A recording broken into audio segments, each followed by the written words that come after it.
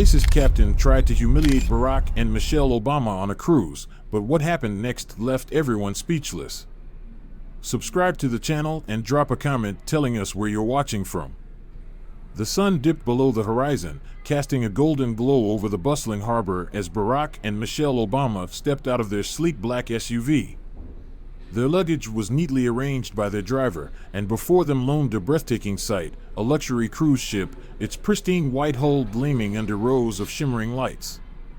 It looked like a floating palace, promising indulgence, serenity, and a long overdue escape from the pressures of public life. This trip was supposed to be a chance to unwind, to reconnect, to finally breathe. But from the moment they approached the boarding area, something felt off. Other guests were greeted with warm smiles, firm handshakes, and lively conversation. Yet when Barack and Michelle stepped forward, the energy shifted. The crew member who took their passports hesitated, just for a second, but Michelle caught it. A flicker of uncertainty, a glance toward a nearby supervisor. The nod that followed was barely noticeable, but the tension in the air was undeniable. "Welcome aboard the Elysium, Mr. and Mrs. Obama," the supervisor said, his voice overly formal, almost robotic. He extended his hand, but his grip lacked warmth, his gaze flickering away too quickly.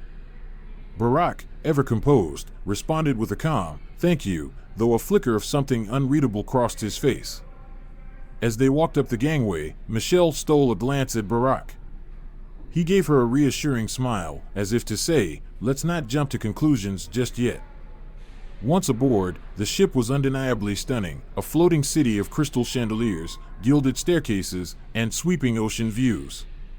For a moment, Michelle allowed herself to relax.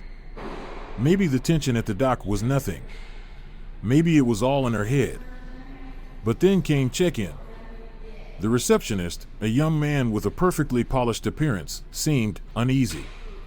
He took an uncomfortably long time verifying their reservation, glancing repeatedly at his computer screen, then at a colleague who whispered something before quickly walking away.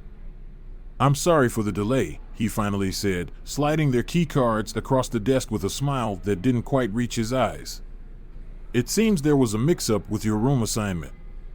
You've been placed in one of our premium suites, but unfortunately, it doesn't have the ocean view you originally requested." Michelle's brow furrowed. "A mix-up? Our booking was for an ocean view suite. Are you saying it's unavailable?" The receptionist nodded, his tone carefully polite but distant. "Unfortunately, yes. But I assure you, the suite you've been assigned is of the highest quality." Before Michelle could press further, Barack placed a gentle hand on her arm. "Thank you," he said smoothly. "We appreciate your help." As they walked toward their suite, the unease only grew. Other guests in the hallways gave them lingering glances, curious, reserved, watching just a little too long. Then they stepped into their room. The decor was tasteful, but the grandeur they had seen in promotional materials? Nowhere to be found. And the view? Not the open sea, not the endless horizon they had envisioned. Instead, their window faced a deck area, partially blocked by lifeboats. Michelle sat on the edge of the bed, attempting a smile. "Well," she said lightly, "this isn't exactly what I had in mind for luxury." Barack chuckled, sinking down beside her. "Let's not jump to conclusions. It's just the first day. We'll sort it out tomorrow." But deep down, Michelle knew something wasn't right. The hesitation. The whispers. The way their check-in had dragged on just a little too long. A pattern was forming, and she wasn't about to ignore it. That evening, they decided to explore the ship.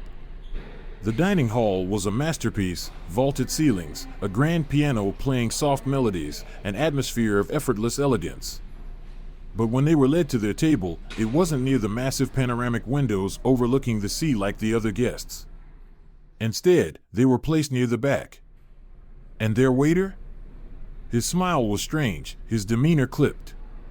He took their orders quickly, avoiding the warmth and small talk he exchanged so easily with others. And that was just the beginning. Because what happened next would shake the entire ship. As they sat at the table, Michelle couldn't help but notice how efficiently the staff attended to the other diners. Glasses were refilled promptly, meals were delivered with a friendly smile, and conversations flowed easily. But when it came to them, the service was noticeably slow and perfunctory. Although their meals were presented impeccably, the delay did not go unnoticed. Throughout the evening, Barack remained calm, offering gentle reassurances each time Michelle raised her concerns. "Let's see how tomorrow goes," he said, suggesting that it might just be a coincidence. Still, Michelle wasn't convinced.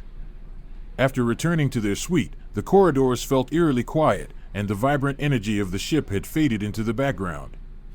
Lying awake that night, Michelle stared at the ceiling, replaying the day's events. The once vague suspicion that they were being treated differently was becoming an undeniable reality. Their first day on the Elysium had ended, but Michelle sensed that the journey ahead would be far from the carefree escape they'd imagined. The next morning dawned bright and warm, with sunlight streaming through the modest window of their suite. Michelle woke up first, her sleep restless and her mind troubled by the previous day's experiences. Glancing at Barack still peacefully asleep, she sighed, wishing she could share his optimism that these oddities were merely coincidences or the result of poor management. Yet, deep down, she couldn't shake the feeling that something was seriously amiss. By the time they made their way to the breakfast deck, the ship was buzzing with activity. Guests mingled near the buffet, the clinking of glasses and silverware blending with the gentle hum of conversation, all set against the backdrop of a dazzling turquoise ocean stretching to the horizon. It should have been the perfect start to the day. However, Michelle noticed the same unsettling patterns as before. As they approached the buffet, a server intercepted them with a polite but forced smile and stiff body language. "Good morning," he said, gesturing toward a nearby table. "I'll bring your coffee shortly." They sat down, and as Michelle's eyes scanned the room, she observed that other tables were being attended to with genuine warmth and care, while their table, partially hidden by a large planter, remained neglected. Minutes passed without any sign of the promised coffee. Tapping her fingers impatiently, Michelle finally declared, "I'll get it myself." But as she rose, Barack gently intervened, "Let's give it a little more time. Maybe they're just busy." Although Michelle gave him a skeptical look, she returned to her seat. Soon, their coffee arrived along with plates of food that looked like they were thrown together in haste. Barack thanked the server, but Michelle couldn't ignore how the man avoided eye contact as he hurried away. The morning only worsened when a planned visit to the ship's spa turned into another exercise in frustration. Despite having pre-booked treatments, they were told their reservations could not be found. Michelle's irritation peaked when she overheard the receptionist whispering dismissively to a colleague, maybe they got confused with the booking process, while glancing in their direction. When Barack stepped forward with calm but firm assurance, "There seems to be some sort of misunderstanding. We have confirmation emails for these appointments," the receptionist grew flustered, cheeks reddening as he mumbled apologies. Although it took another 20 minutes, their appointments were eventually reinstated. Still, the interaction left a bitter taste in Michelle's mouth. Later, as they sat in the relaxation lounge awaiting their treatments, Michelle leaned toward Barack and whispered, "You can't tell me this is all just bad luck." Her voice carried quiet determination. Barack met her gaze, his expression thoughtful, and admitted, "I'm starting to see it too. But let's keep our composure. If we react too strongly, we might give them exactly what they want." That evening, the tension reached a boiling point during dinner. The dining hall was alive with laughter and conversation as other guests enjoyed their meals, but at the Obama table, service remained slow and inattentive. Their waiter, a young man with a nervous air, fumbled their order, bringing the wrong dishes not once, but twice. When Michelle saw how warmly he interacted with the table nearby, laughing and joking as he poured wine for an older couple, she couldn't hold back any longer. "Is there a problem?" she asked, her voice steady but sharp.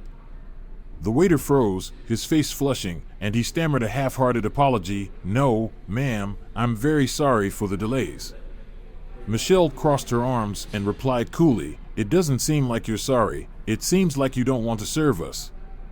Barack gently placed a hand on her arm, silently urging restraint. The waiter mumbled another apology before retreating to the kitchen. As Michelle watched him leave, her chest tightened with anger. Then, just as the tension in the dining hall seemed to peak, the grand doors opened and Captain Andre stepped in. His uniform was immaculate, his posture commanding. As he surveyed the room, guests greeted him warmly, some even with smiles and nods. But what would Captain Andre's presence mean for the rest of their journey? Stay tuned, because the story is about to take another dramatic turn. The captain's true intentions were finally exposed, and no one saw it coming. Subscribe to the channel and let us know where you're watching from. As Captain Andre made his way through the grand dining hall, guests rose from their tables, eager to shake his hand and exchange pleasantries. He moved with effortless authority, his uniform crisp, his posture commanding. But when he reached Barack and Michelle's table, his demeanor subtly shifted. Mr. and Mrs. Obama, he greeted them smoothly, his voice polished yet devoid of warmth. "I trust you're enjoying your evening?" Michelle met his gaze, unwavering. "We're trying to." The captain's lips curved into a thin, knowing smile. "If there's anything you need, don't hesitate to let my staff know." Before Michelle could respond, he turned and strode away, leaving behind an unmistakable chill in the air. Barack sighed, rubbing his temples. Michelle leaned in, her voice low but firm. "This is deliberate. They're making it clear we don't belong here." "I know," Barack admitted, his voice steady. "But we have to handle this carefully." The evening took an even darker turn as they left the dining hall. Near the exit, Michelle overheard two staff members in hushed conversation. Their words, though quiet, were unmistakable. "They're so entitled," one muttered. "Just because they used to be important doesn't mean they are now." Michelle's stomach twisted. She glanced at Barack, who was already walking toward the elevator, his silence heavy with understanding. Back in their suite, the tension between them was palpable. Michelle paced the room, frustration bubbling over. "We can't keep letting them treat us like this," she snapped. "We need to say something to someone who will actually listen." Barack sat on the edge of the bed, deep in thought. Andre isn't just the captain, he's the authority on this ship. If we escalate this, we need to be ready for whatever comes next. Michelle stopped pacing and turned to him. "You think he's behind all of this?" Barack exhaled slowly. "I don't know. But I think it's time we start paying closer attention." That night, neither of them slept well. The so-called luxury of the Elysium was peeling away, revealing something far more insidious lurking beneath the surface. The next morning, a silent battle begins. The next day dawned with an eerie stillness. Michelle woke to the soft sound of waves lapping against the hull, but it did little to soothe the storm raging inside her. She turned to Barack, who was already seated at the writing desk, scrolling through his phone, his expression tense. "Anything new?" she asked, her voice still heavy with sleep. Barack glanced up and gave a small, tight smile. "Nothing promising. Just emails and market updates. But I keep thinking about last night." Michelle nodded. The memory of the strained dinner, the captain's veiled disdain, the whispered remarks from the staff, they all lingered, impossible to ignore. "It's not just the service, the delays, or the whispers," she said. "It's a pattern. The exclusion. The humiliating oversights. The hostility." Today, Michelle declared firmly, we stopped giving them the benefit of the doubt. Barack leaned back in his chair, studying her. "I'm with you. But we have to be smart. If we push too hard, we'll look like we're overreacting, and that's exactly what they want." Michelle pressed her lips into a thin line. She understood his point, but the thought of enduring more of this treatment was unbearable. "Then let's watch," she said. "Pay attention to every detail, every interaction. If they think we're not noticing, they're wrong." The patterns grow more obvious. Breakfast was another slow, uncomfortable affair. Their coffee arrived late, their food lukewarm. As they ate, they decided to make the most of the morning and explore the ship. But instead of relaxation, Michelle only felt their alienation deepen. Near the main pool, they paused to admire the view, an endless stretch of sparkling blue, reflecting the clear sky above. The deck was alive with chatter, guests lounging under umbrellas, sipping cocktails, laughing easily with the staff. But as Michelle scanned the area, she felt it again, the shift in atmosphere the moment they stepped in. At a nearby table, a group of women, their sun hats oversized and sunglasses perched perfectly, glanced their way. The laughter that had filled the air faded into murmurs. One of them tilted her head, whispering something to her companion, who turned to look directly at Michelle before quickly looking away. Michelle's shoulders tensed. "Did you see that?" Barack didn't need to ask what she meant. He had seen it too. "Let it go," he said quietly. "For now." But letting go wasn't an option, not when the pattern kept repeating. A spa mistake, or something more? After the pool, they headed to the ship's spa, hoping to finally relax. But when they arrived, their reserved chairs had mysteriously been reassigned to another couple. When Michelle pointed out the mistake, the attendant barely concealed her irritation. "You can sit over there instead," she said, gesturing to two less desirable seats near the entrance, far from the panoramic ocean view. By lunchtime, Michelle's patience had worn dangerously thin. "One more incident," she muttered as they walked toward one of the smaller restaurants on the upper deck. "One more, and I swear." But she didn't need to finish her sentence.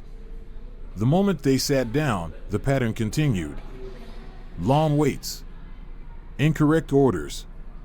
Strained, forced smiles from the staff, who seemed eager to serve anyone but them. Michelle had had enough. But what neither she nor Barack realized was that they were being watched. And the real confrontation was about to begin. What happens next will shock you. Stay tuned. The moment Michelle Obama had enough, and what happened next was unbelievable.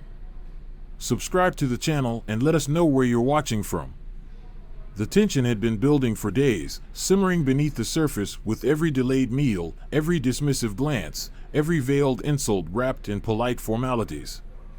But during this meal, Michelle finally reached her breaking point. The waiter, clearly flustered, set Barack's plate down with an audible clatter, spilling sauce onto the pristine linen tablecloth.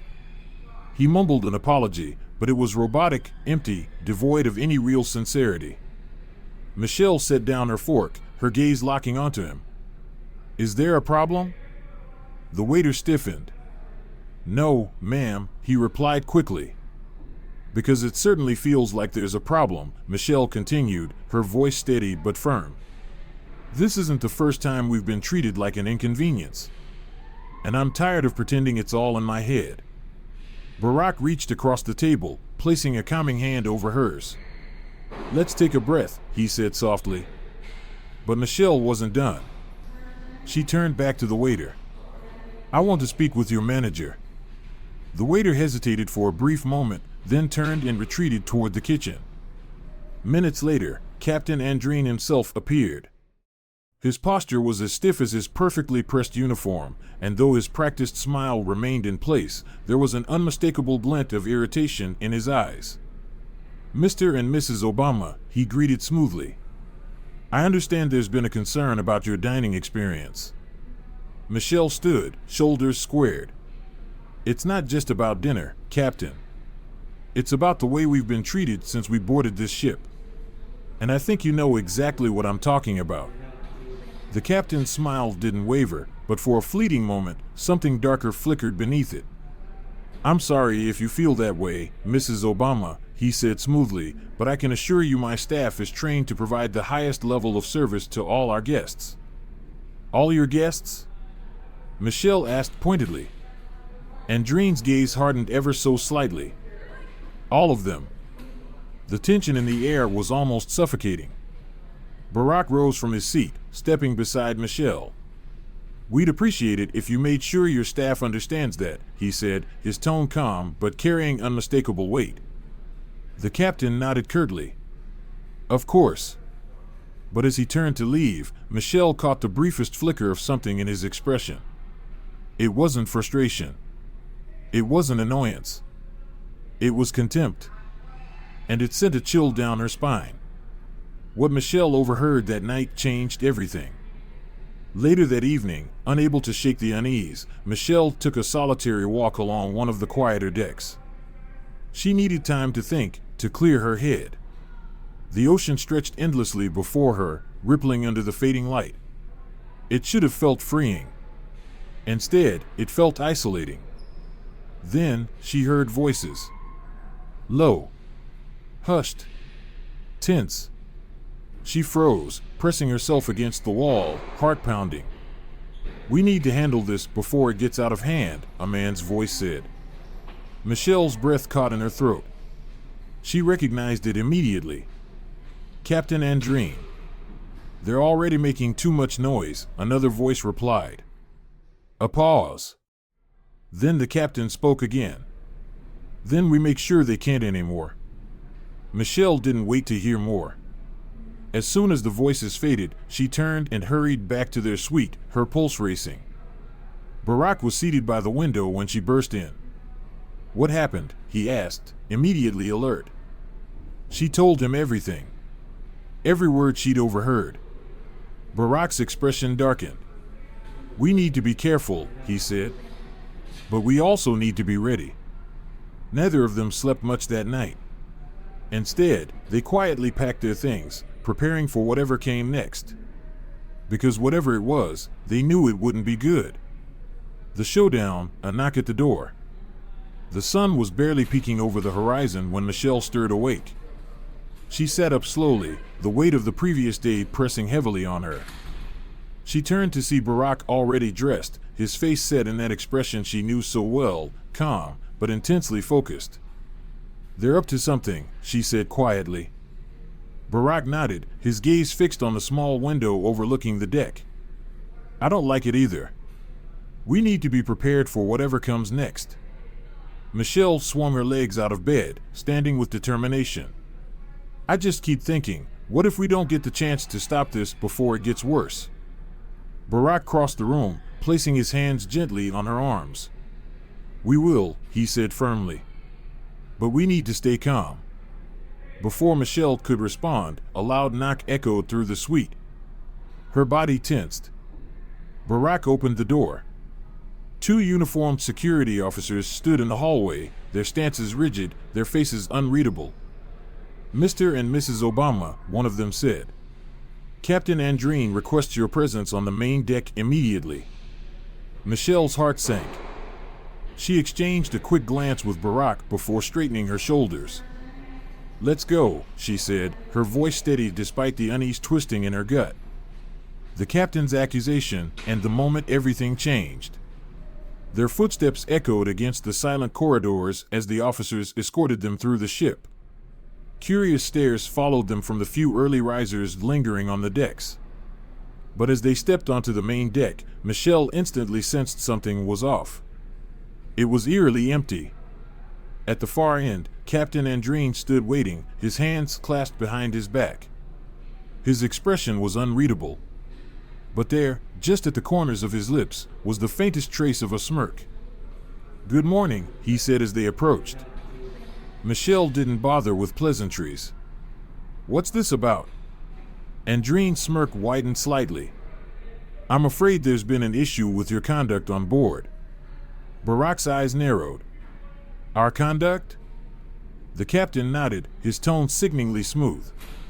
"We've received multiple complaints from both passengers and staff." But before he could finish, Michelle saw it. A single movement. A flicker of hesitation. And suddenly, she understood. This wasn't about complaints. It was about control. It was about shutting them down.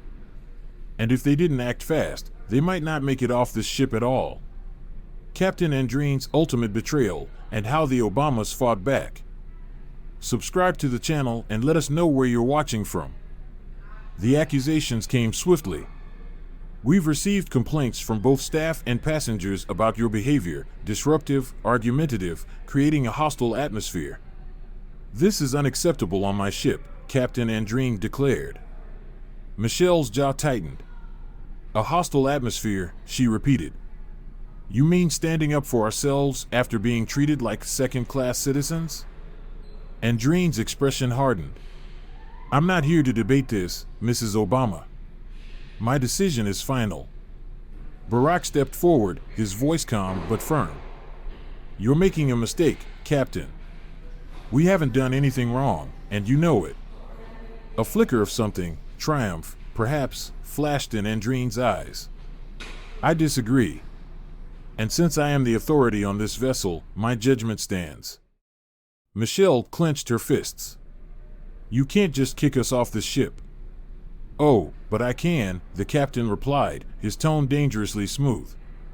For the safety and comfort of my passengers, I have every right to remove disruptive individuals. Before Michelle could respond, uniformed officers appeared behind him. Their presence was meant to intimidate. And it worked. You're serious? Barack asked. As serious as maritime law allows, Andrine replied. No negotiation. No appeal. The walk to the lifeboat felt like the longest of Michelle's life. Guests peered from balconies, some whispering, others openly gawking. But she held her head high, refusing to give them the satisfaction of seeing her break. At the edge of the deck, a small motorized lifeboat bobbed in the waves. Inside, basic supplies, water, protein bars, a first aid kit. This is inhumane, Michelle snapped. You're leaving us out here like castaways. Andrine stepped closer, lowering his voice. Consider this a lesson in humility, he said, dripping with condescension. Some places simply aren't meant for people like you. Michelle's breath caught. She opened her mouth to respond, but Barack gently squeezed her arm, a silent signal. We'll make it, he said quietly, helping her into the boat. The last thing Michelle saw before the lifeboat pulled away was the captain's smug smirk as he turned his back on them. A desperate fight for survival. The first hours at sea were a blur. The sun beat down relentlessly, and the gentle rocking of the boat quickly became nauseating. Barack busied himself checking supplies, adjusting the weak radio signal. He can't get away with this, Michelle muttered, her voice raw. He won't, Barack assured her. As night fell, Michelle scanned the horizon with binoculars. Just as despair crept in, she spotted it, a faint outline in the distance. Barack, she said urgently. He looked through the binoculars and exhaled sharply. An island. Reaching shore felt like salvation. Exhausted but relieved, they secured the boat and set up a makeshift camp. But Michelle wasn't done. We need to expose him, she said, her resolve burning. We will, Barack promised. But first, we survive. A darker truth emerges. The next day, as Barack scouted the island, he found something shocking, a rusted metal container, half buried in the jungle. The faded logo revealed it belonged to the cruise company. Inside, crates of bottled water, canned goods, and ledgers. Michelle flipped through the pages, her pulse quickening. These are manifests, she murmured. Cargo shipments they never declared. Barack leaned over her shoulder. Smuggling? Looks like it, she confirmed. And I'd bet Andrine's involved. Over the next hours, they pieced together a damning narrative, one tying Captain Andrine and the cruise line to illegal trafficking operations. This is bigger than we thought, Barack said, setting down the camera they used to document everything. It's not just racism, Michelle whispered. It's corruption. And now we have proof. But gathering evidence was just the first step. Getting it out to the world was another challenge entirely. The moment everything changed. Barack worked tirelessly, using the emergency radio to send encrypted messages with their GPS coordinates and photographic evidence. Hours passed, but then. This is Coastal Patrol, Channel 16. Identify yourself. Relief flooded Michelle. She reached for the radio, but Barack stopped her. Not yet, he said. What do you mean? If Andrine intercepts the signal, he'll bury this before it ever gets out. Michelle hesitated, then nodded. So what do we do? Barack activated the emergency beacon's GPS function, transmitting their coordinates along with the evidence across multiple frequencies. Hours later, the radio crackled again. "Mr. and Mrs. Obama, this is Coastal Patrol. Hold your position. Help is on the way." Michelle exhaled, but her relief was short-lived. "Barack," she said, her voice low. "What if Andreen finds us first?" Barack's eyes darkened. "Then we make sure we're ready." A final standoff. Just before dawn, a low hum vibrated through the air, the unmistakable sound of an approaching motor. "They're coming," Michelle whispered. Barack grabbed the emergency flare gun and stepped toward the shoreline. Moments later, a small boat emerged from the darkness. It wasn't the Coastal Patrol. It was the Elysium's launch boat. And Captain Andreen was at the bow. "Time's up," he called over the water. What followed was a tense standoff. Andreen demanded the evidence, insisting their claims would never hold up against his reputation. "You're finished," Barack said, raising the flare gun. "The world already knows what you've done." Andreen's face twisted with rage. But before he could respond, a new sound filled the air. The roar of a helicopter. Michelle's heart leapt as the Coastal Patrol's aircraft appeared over the horizon. Andreen turned to his crew. "Get us out of here," he barked. But it was too late. The patrol boat cut off their escape.